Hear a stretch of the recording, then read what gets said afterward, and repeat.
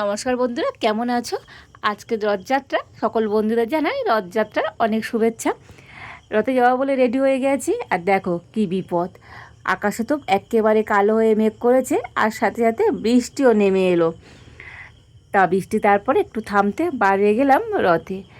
তো গিয়ে দেখি রথের সামনে তো অনেকেই নাচানাচি শুরু করে দিয়েছে।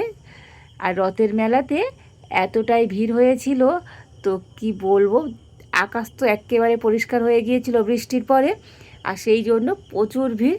আর মেলাতে গিয়ে প্রথম যেটা খেতে হয় ঠেলাঠেলি, তো ঠেলাঠেলি খেয়ে গিয়ে চলে গেলাম জগন্নাথ দেবের দর্শন করতে।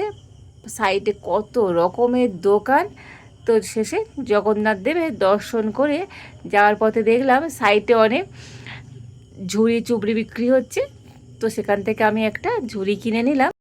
তারপর মেলার দু সাইডে তো দোকান ভর্তি, অনেক রকমের ঝুড়ি চুবড়ি বিক্রি হচ্ছে। আর রথের মেলাতে মাটির জিনিস বিক্রি হবে না তা কখনো হয়? দু সাইডে প্রচুর খাবার দোকান, কিন্তু কিছুই করার নেই, আমি কিছুই খেতে পারলাম না, যেহেতু বৃহস্পতিবার নিরামিষ। সেই জন্য একটা আইসক্রিম কিনে খেতে খেতে বাড়ি ফিরলাম।